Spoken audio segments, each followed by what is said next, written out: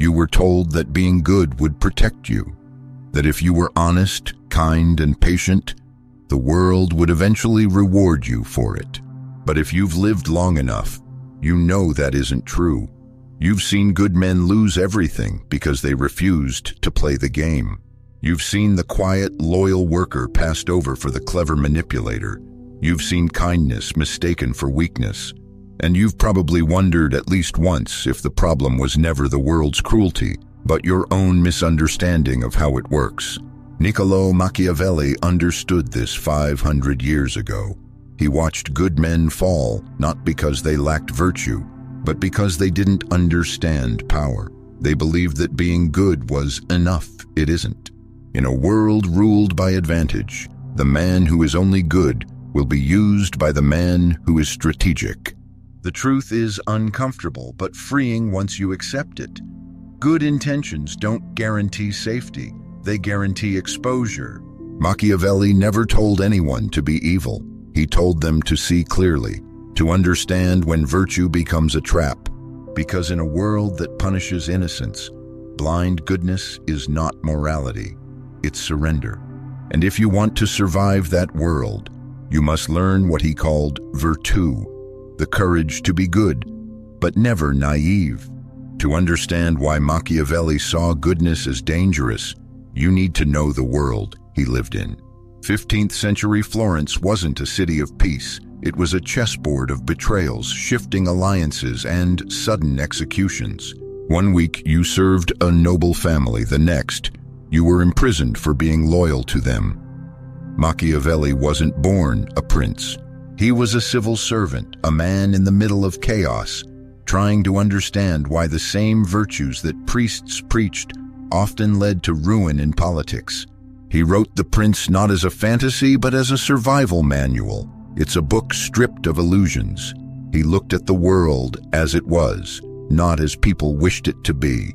And what he found was simple. The people who endure are those who understand two forces, virtù and fortuna. Virtù isn't virtue in the moral sense.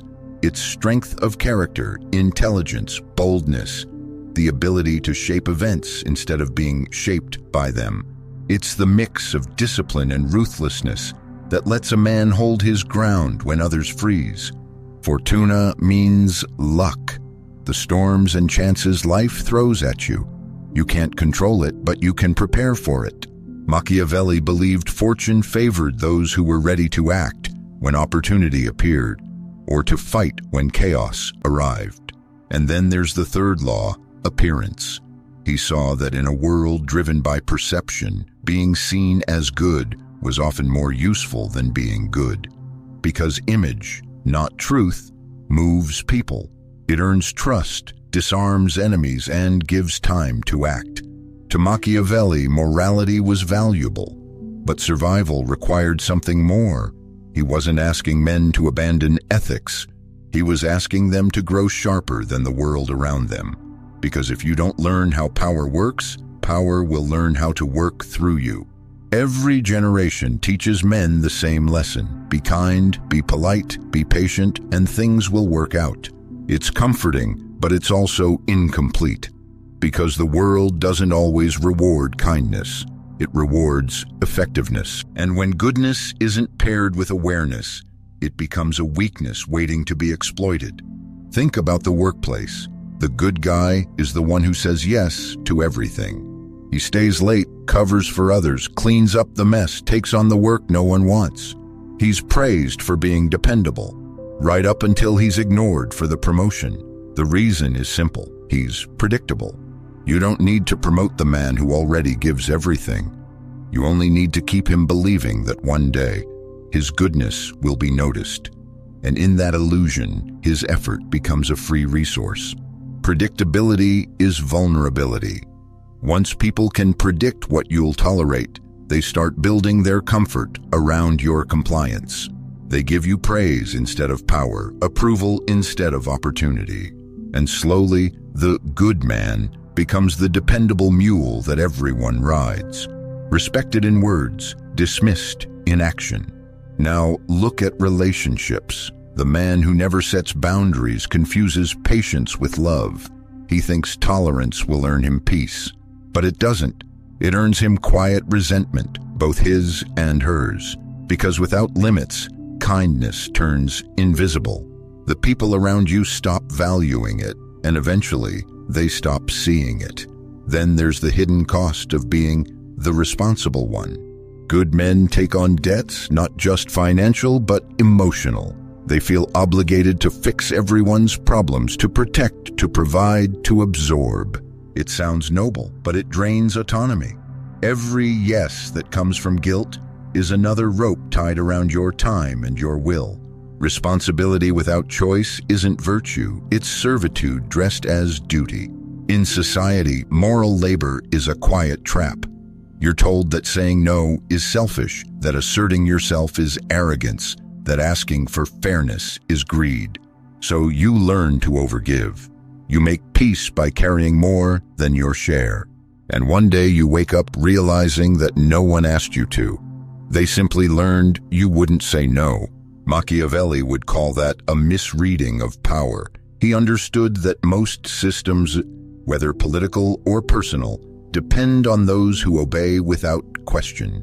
The machinery of comfort runs on predictable people. They keep institutions smooth, relationships stable, offices organized, but they rarely control the outcomes they sustain. Because control doesn't come from goodness. It comes from leverage, and leverage in modern life flows to the cunning, not necessarily the cruel, just the strategic. People who know how to appear agreeable while acting decisively. They understand that image and influence can be tools, not masks. They aren't afraid to say no, to disappoint, to risk being misunderstood in exchange for staying in control of their choices. That's not evil, that's clarity. The world doesn't need fewer good men. It needs fewer naive ones, because goodness without perception invites exploitation. And innocence, no matter how pure, can't defend itself against calculation. So when you wonder why the manipulator climbs faster, or why the man with half your talent earns twice your respect, the answer isn't luck. It's strategy. He knows how to be selectively good, how to manage his image, his time, his alliances. He's not better than you. He's simply less blind to the way power actually moves. Machiavelli saw this long before corporate hierarchies and digital politics existed. He warned that those who only play by moral rules in an amoral world become tools of those who don't. And while that truth is hard to swallow, it's liberating once you face it. Being good is still admirable, but being only good is dangerous. Because every system, every family, every job, every society runs on people who give more than they must. And as long as you believe that your goodness will protect you, someone else will use it to protect themselves. The cure isn't to become cruel, it's to become conscious, to pair kindness with boundaries, to replace blind faith with discernment. Because when you stop trying to be liked by everyone, you start being respected by the right ones. Machiavelli never theorized power from a desk. He studied it through blood and betrayal. The figure who embodied his ideas most vividly was Cesare Borgia, a man who understood timing, perception, and decisive action. Borgia wasn't born good or bad. He was born into chaos and learned quickly that hesitation was more dangerous than cruelty. When enemies plotted against him, he didn't negotiate, he neutralized them. It wasn't virtue that saved him, it was calculation. The kind Machiavelli would later define as virtù, strength guided by strategy. To Machiavelli, Borgia's actions weren't admirable in a moral sense. They were admirable in a mechanical one. Because Borgia's boldness restored order to a region collapsing under weak, good men who couldn't make hard choices. In his view, a single controlled cruelty could prevent 1,000 smaller injustices born from indecision. He wasn't glorifying violence. He was revealing how reality responds to firmness. Power, he observed, rewards clarity, not comfort. That lesson hasn't aged. You can see it today in business, leadership, even in personal life. Imagine a company on the verge of collapse. Its leader sees the truth. A painful restructuring is necessary, but he delays. He hopes to spare feelings, to stay liked, to be the good boss. By the time he acts, the damage is irreversible. Everyone loses their job. Good intentions turned into collective ruin. Now imagine another leader. He looks at the same numbers and makes the cut early. He takes the criticism, bears the anger, and keeps the company alive. To outsiders, he seems cold. To Machiavelli, he's simply realistic, because leadership isn't about being loved. It's about preserving what you're responsible for, even when it costs you affection. The same principle applies outside the boardroom. In relationships, many men believe that patience and silence will protect harmony. They think saying yes will prove devotion. But without boundaries, love turns into appeasement, and appeasement over time becomes contempt. Respect doesn't grow from endless tolerance. It grows from definition, from knowing who you are and what you'll no longer accept. A quiet man isn't always a wise man. Sometimes he's just afraid to disturb the peace that's already gone. The moral here isn't to imitate Borgia. It's to learn what he represented in Machiavelli's philosophy, the necessity of calculated strength. There's a time to be soft and a time to be sharp. To delay action for the sake of appearing good is not virtue, it's vanity. It's the desire to be seen as righteous rather than to be effective. And the world rarely rewards that trade. For centuries, people have called Machiavelli ruthless because he stripped morality from its illusions. But what he actually did was expose how survival works when comfort collapses. His message to men wasn't be cruel. It was be awake. See the game you're in. Decide what matters enough to protect. And act with the steadiness that soft hearts often lack.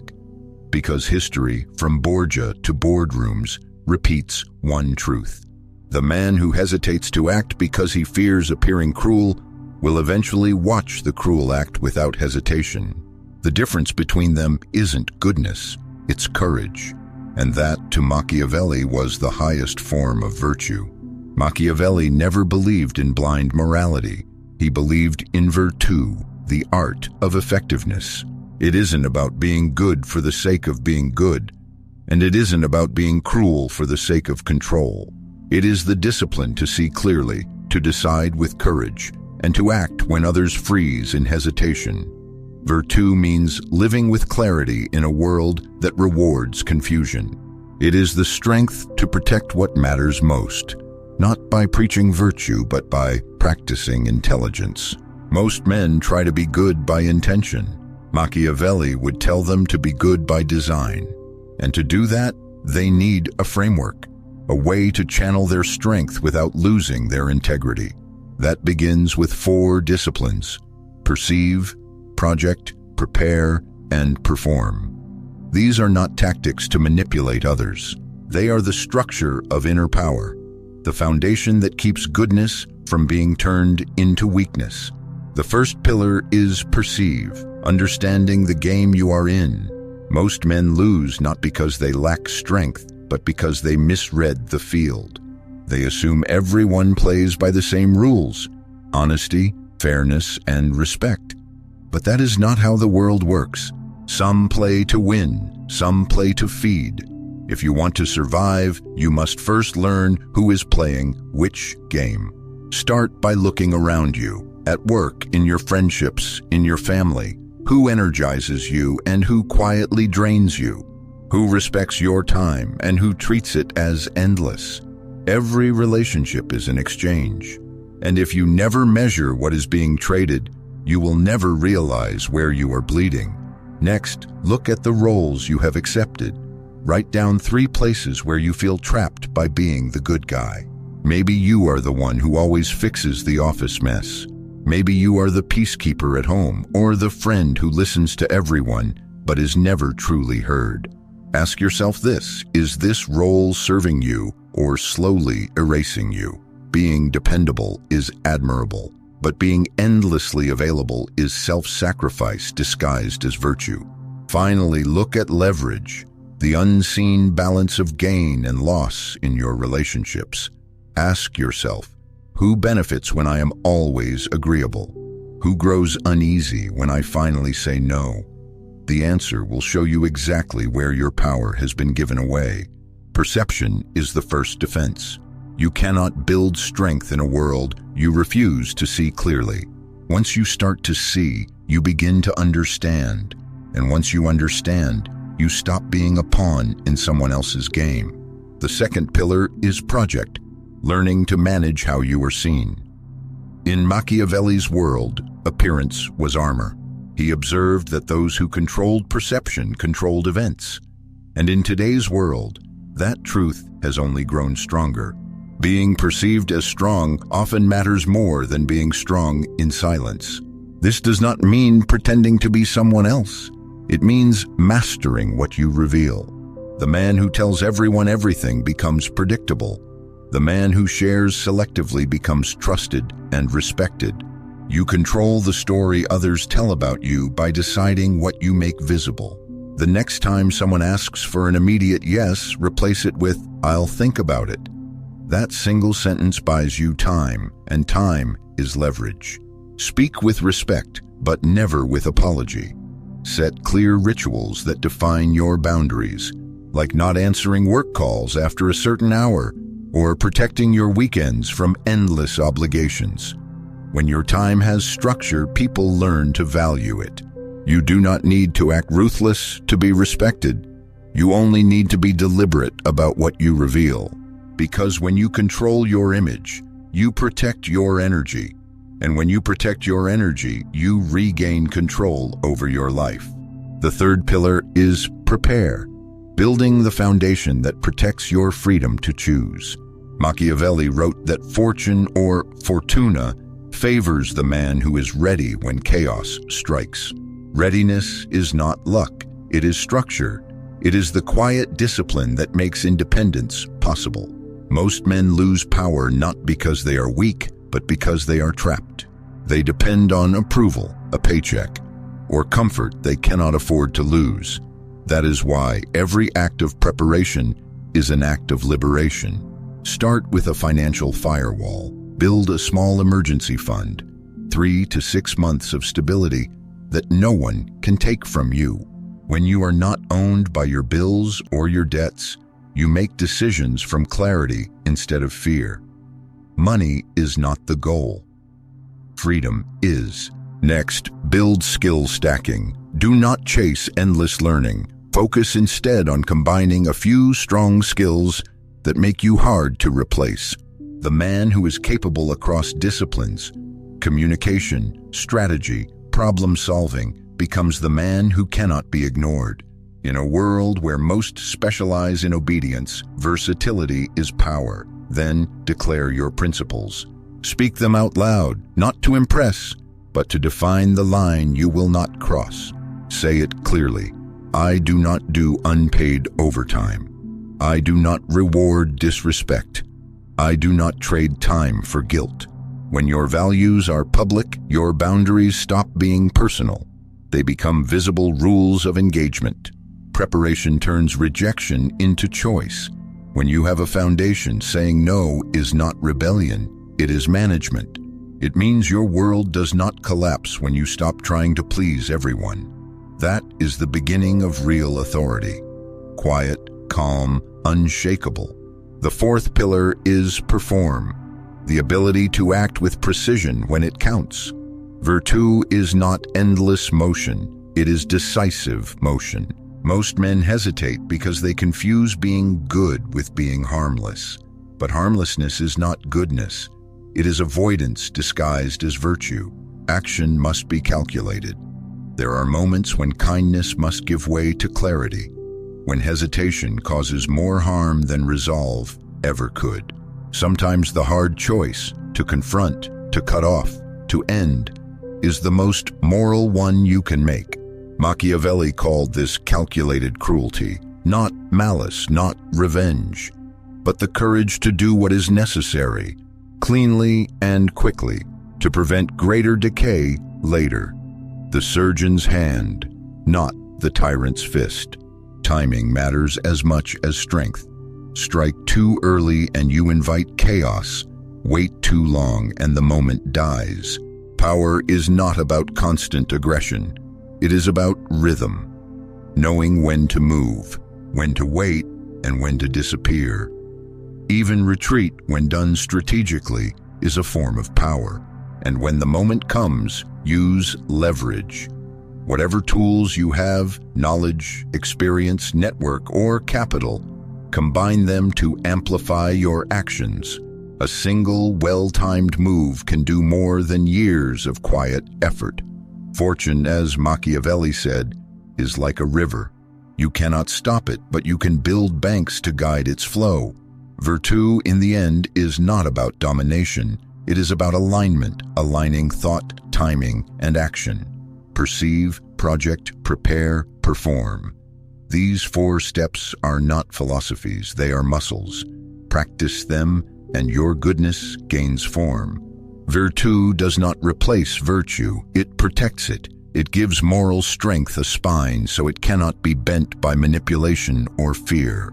And when goodness has a spine, it stops asking for permission to exist. It simply stands. Every time you talk about power, someone will ask, "But isn't this just manipulation?" It's not. Machiavelli never said, "Be cruel." He said, "Be awake." There is a difference between being strategic and being deceptive. A good man who understands power is not less moral. He's simply harder to use. Some will say, if everyone lived this way, society would collapse. But society has never been built on universal honesty. It's built on balance between trust and caution, compassion and self-respect. Machiavelli didn't ask the world to become ruthless. He asked individuals to stop being naive, to see that morality without awareness is not purity, it's blindness. Others may think, but I don't have the privilege to say no. And that's fair. Not everyone starts from the same ground. But power is built gradually. It starts small, with a single boundary, a single refusal, a single moment where you choose not to be exploited. Preparation gives you those moments. Every man can start somewhere. And some will say, aren't you telling men to abandon virtue? No, virtue still matters. But Aristotle and Machiavelli are not opposites. One teaches you what a good life means. The other teaches you how to keep it safe. Virtue without strategy is fragile. Strategy without virtue is chaos. Strength lies in the union of both. If you've listened this far, you understand that being a good man was never the problem. The problem is being a blind one, mistaking compliance for character and obedience for virtue. So let's turn this into action. For the next 14 days, test this philosophy in small, deliberate steps. In week 1, focus on perceive and project. Spend 2 days auditing your relationships. Who drains you? Who restores you? Reduce the noise. Choose 3 people who truly challenge you to grow and give them your time. Then set 2 public boundaries. It can be as simple as turning your phone off after a certain hour, or refusing to discuss work on weekends. When you declare limits, you teach others how to treat you. By the end of the week, practice saying, "I'll think about it." Each time you do, you reclaim a little more control. In week 2, move to prepare and perform. Take 2 days to look at your finances, not to feel guilty, but to see clearly. Separate needs from habits. Create one small safety net. Then choose one request to decline, politely but firmly. Watch how the world doesn't collapse when you do. Finally, take one action that creates leverage. Learn a new tool, reconnect with a valuable contact, or start a small project that belongs only to you. At the end of 14 days, you won't have mastered power, but you will have felt its weight in your hands. Being a good man is a noble thing, but noble doesn't have to mean helpless. Machiavelli never stripped goodness of its meaning. He stripped it of its illusions. He showed that you can live with integrity and still understand the rules that govern reality. So keep your virtue, but pair it with vision. Be kind, but not predictable. Be honest, but not exposed. Be good, but never naive. Because when your goodness can't be bought, controlled, or used, you haven't lost your soul. You've finally taken ownership of it. If this made you see the world a little clearer, stay. Think deeper. This is ThinkMate.